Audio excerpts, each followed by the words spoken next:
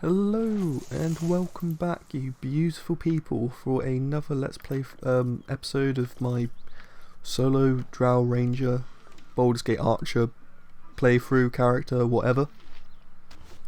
I've been on Reddit. Oh, it's just started raining, like heavy. You know, I think that's fate trying to tell me to stop recording, and yeah, well. Hopefully not. But no, I've been on Reddit. Obviously, if you don't know me on Reddit, it is on the channel links section, so please check it out. I have created a new Reddit page, and that the Reddit page is it's known as Baldur's Gate Keeper builds, I think. I'll quickly check that now. But basically, it's for people like yourself to go on there. Yeah, it's Baldur's Gate Keeper builds r/. It's pretty bare. There's like nobody on it because I've just created it. But obviously, if you do want to check it out, if you want to put any suggestions, or if you just want to put some random stuff in there about YouTube, about Baldur's Gate, whatever, please do feel free to check it out. Put some stuff in there because that'd be fantastic to to look at, and then hopefully maybe take some of your ideas and use them in a video. Obviously, in the last video, what we left off fighting the 3 bandits inside Tazok's camp, getting our asses handed to us on a silver platter. So come back with a little bit of a vengeance. Doing your typical drink loads of potions and hopefully survive. And to be fair, that blue potion, the potion of magic absorption, I think it was, that helps a lot. Helps a lot, especially against these the magic users. Obviously, to be fair, I'm not really scared of magic users because I'm playing as a Drow race, which is good fun. But obviously, it does make the game a little bit overpowered. But it is how it is. This is more for fun, wacky entertainment value instead of playing the game properly. Obviously, if I was going to play the game properly, I would be playing certain different characters, probably doing a vanilla playthrough completely normal as a Berserker Mage. They're stupidly overpowered, I know, but I do find the Berserker Mage playthrough quite fun, just because I like magic in Baldur's Gate 2. It makes you feel stupidly overpowered. I don't know why, but magic in Baldur's Gate is just my favourite form of magic in a video game, because you play through like Oblivion or some of the other sandbox RPG games like Skyrim, other. To be fair, I only play Skyrim and Oblivion. There are no of much else, which I don't really count as a magic system in there because it's signs and it's more about hack and slash. But sandbox RPGs, you don't really feel very powerful, unless of course you use mods, I guess. But in Skyrim, I always felt like magic was really strong, it was really powerful, but you don't feel like an absolute god, or you don't get those cheesy combinations where you can take on the strongest boss in the game and then kill him stupidly easy before 2 seconds, because you've just time stopped and then cast a load of spells, and then suddenly as soon as time stop ends you have just obliterated him off the face of the world. I want to have times like that where I can just play the game, do a stupid combination, and then suddenly a dragon just dies instantly, and it's like, makes it a little bit more interesting, a little bit more powerful. But obviously Baldur's Gate has its interests as well, because yes, you may feel like an absolute god when you pull off the combination of killing a dragon straight away, but it is still very easy to get yourself killed. It has that difficulty factor, as I've told you about in the last videos if you've been watching. Speaking of which, if you have been watching since the first episode, thank you so much. It means a lot to me. All of the new subscribers, all of the people who've been commenting, it does mean a lot to me. It's great to know that there is an audience still for this sort of thing. It's good. It's great fun to play. It's great fun to actually have communication with people. And yeah, no, I just overall thank you so much from the bottom of my heart, and I hope you continue to watch. And obviously, if there is anything, as I've said, if you want to see me play, then please comment down below. If there is anything interesting, that obviously the main point of this channel, of this series anyway, is to make way for Baldur's Gate 3, because that's going to predominantly be where my channel's going to be, playing that as soon as it comes out. Going to pre-order it, get the game straight away.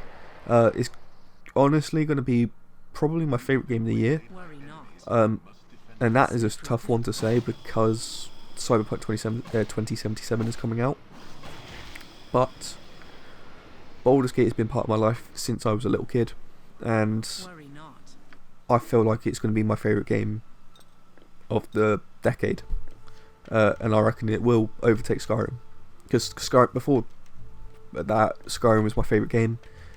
Obviously came back out in 2011, so I've got 1 year left to make it for a game to come out and beat it.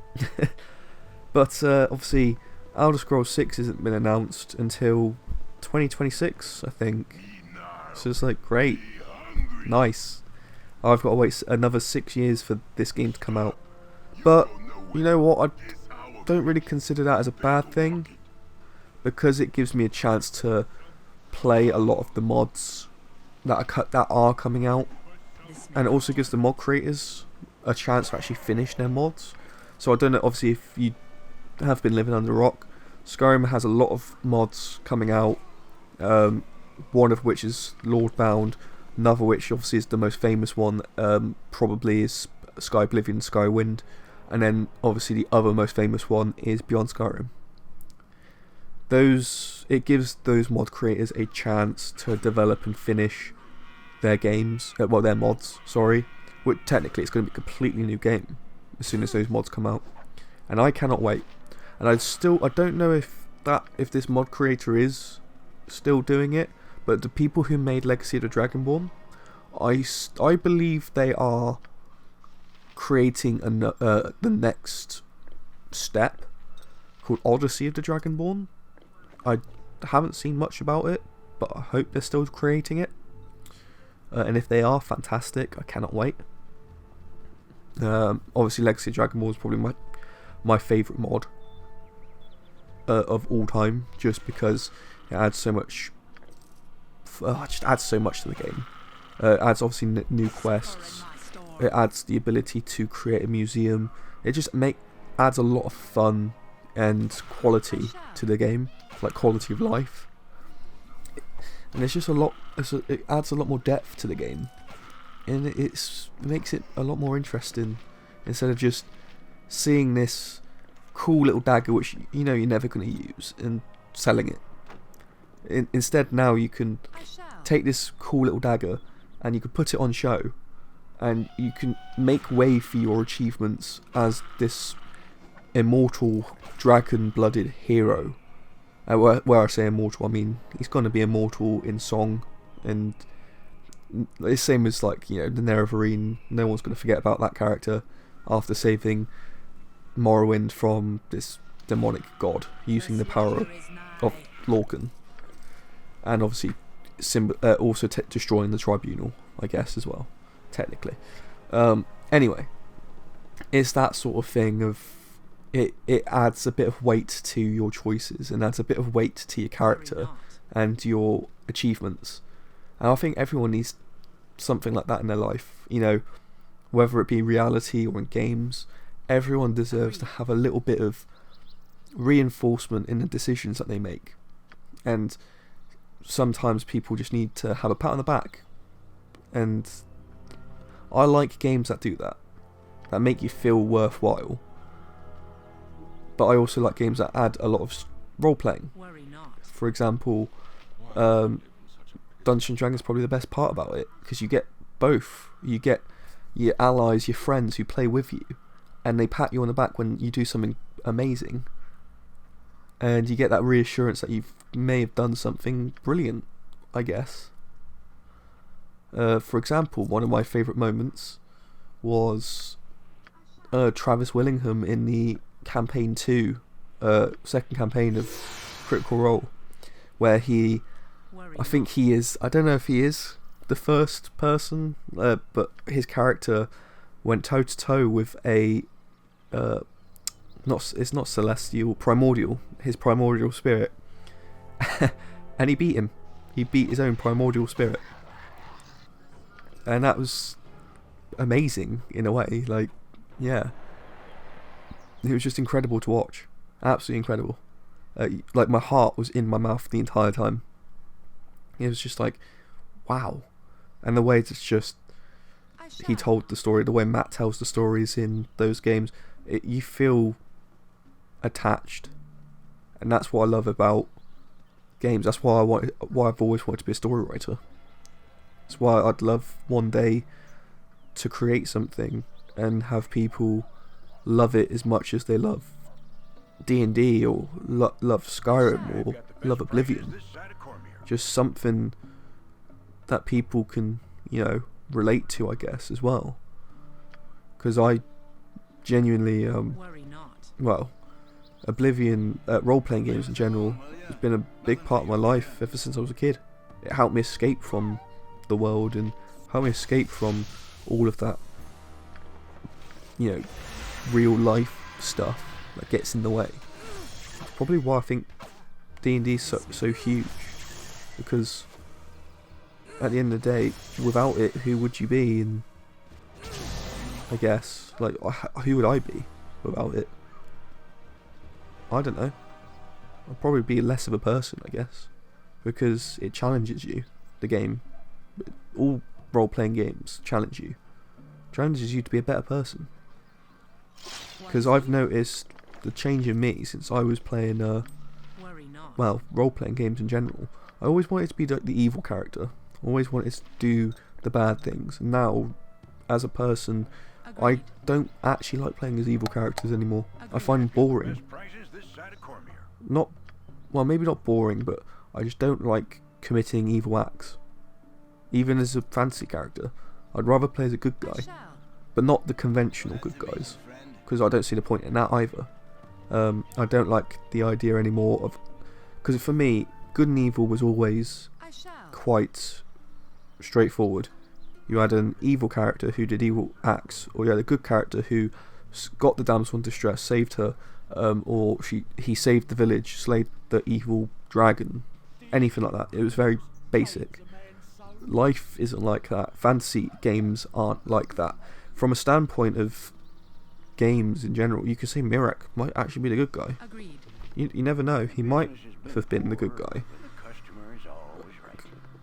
It's difficult to say. There's always some sort of level of depth and details, and that's why I like Matt Mercer's characters, because sometimes his bad guys, his villains, you pity them, and sometimes you don't even want to, I don't know, it's hard to explain, but probably the best example of that sort of character, of an antagonist character, is Caylor Argent from Siege of Dragonspear in Baldur's Gate. The entire way through that game, I never thought she was an evil character, honestly. But she was doing horrible, evil things, yes. The countless killings and stuff like that. Slaughter, burning down people. You go along the way, playing the game, and you see the wreckage, the carnage, the people running for their lives, basically. And she was killing innocent people, yes. Not a great, good thing. But I wanted so badly to just join her and end, stop her from killing all these people and just join her in her conquest. And then when, obviously, I didn't want her to stay behind in Avernus. I wanted to save her. I didn't see overall the point of creating such an amazing character. I know it wouldn't have fit in with Baldur's Gate 2, but such an amazing in-depth character, and then just having her stay behind, and then almost like nothing ever happens, like she's not spoken about after that point. But obviously it's an in-between between Baldur's Gate 1 and 2, you can't really help that, I guess. I just would have loved to see maybe her come back, from in my head, because I would have loved to see a mod or something that creates Caylor Argent, and you can then save her. And for all I know, there probably is a mod out there that does do that. Please let me know if there is. But and then there's like an extensive story of after you save her, and that she knows who you are, and there's voice acting or whatever, I don't know, but like just have something, and it'd be interesting, because Caylor is by far probably the best antagonist I've ever seen in a video game.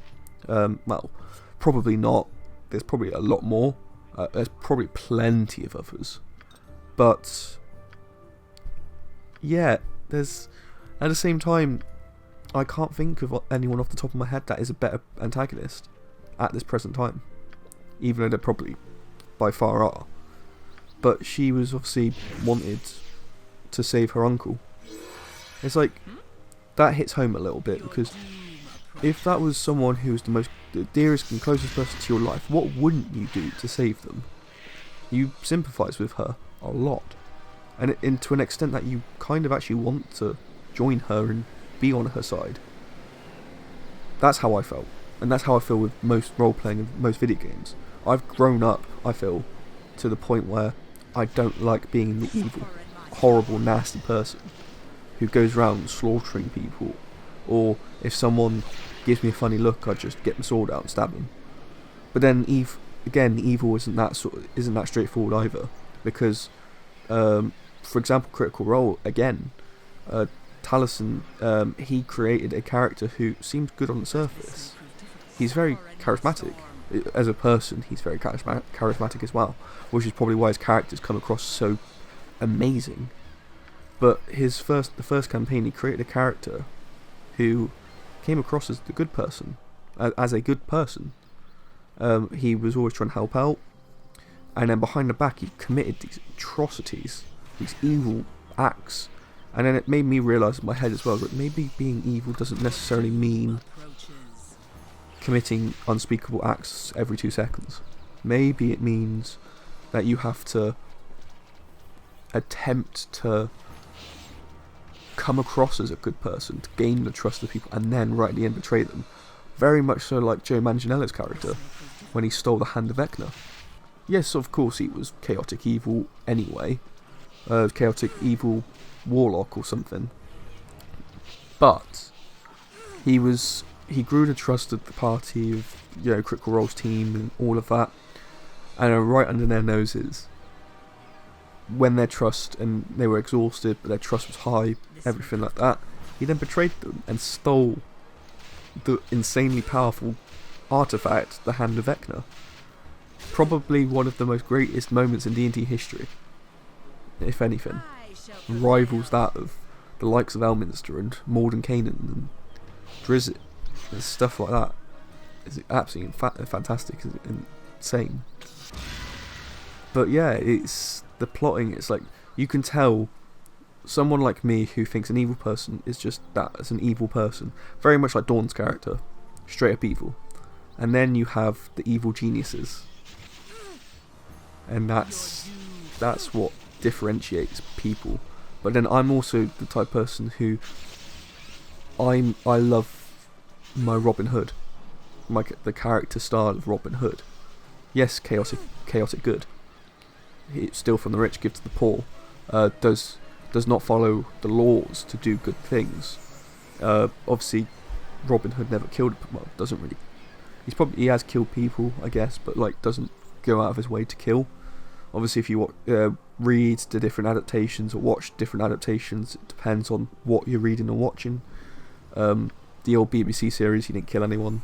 He just knocked people out. Very much like how I like to play, the games Thief. Those games were brilliant, but very much how I like to play Garrett in that. Just going up behind people with your blackjack, smacking them around the back of their head, robbing them blind, leaving. It's how I like to play my Thief characters in general. Probably because I've been influenced by the idealisation of Robin Hood. But that's how I like to play my good characters. Like, you take a stereotypical evil, well, what you would think of an evil character. Like, in this day and age, you have thieves, and you think stealing is an evil act. It's a bad thing to do, and it is a bad thing to do. But you take all of that and you turn it on its head completely, and you get a thief, and then you suddenly turn him into this good guy, who he does use his thieving abilities. He steals, but for what gains? Not for his own gain, but to give everything back, but to the right people, to the people who need it most. It's like it's like the case of the greater and lesser evils. He's the lesser evil, but who's the greater evil? It's like all of these saying that Robin Hood, the Sheriff of Nottingham, he was, stereotypically evil, lawful evil, to the point obviously where he wanted to assassinate the king or whatever. I think one of the adaptations states, but it's the case of he was stealing money, raising taxes, not giving anything back, not protecting his people, and then along comes Robin Hood and the Merry Men, wanting to make a difference, wanting to make a change, to protect his people. So who's actually a bad guy in that? Who is the evil person? Is it Robin, or is it the Sheriff of Nottingham, for not doing what he was supposed to be doing, and for letting his greed take over? It's that sort of depth of a character, and that's what I like. I like having the non-stereotypical values of characters. For example, obviously with me creating a ranger or a thief, a Robin Hood type of character, and making him a good guy, even though everyone's going to look at him thinking, oh, he's a thief, he's a bad person. You can make an evil cleric. Clerics are typically seen as priests, good guys, stuff like that, but obviously you've got your evil gods.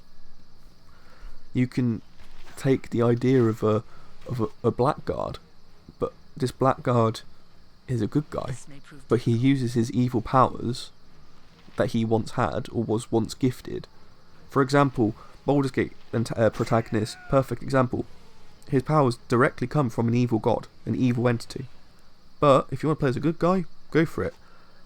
You could play as a blackguard who's a lawful good character, using evil dark powers for good.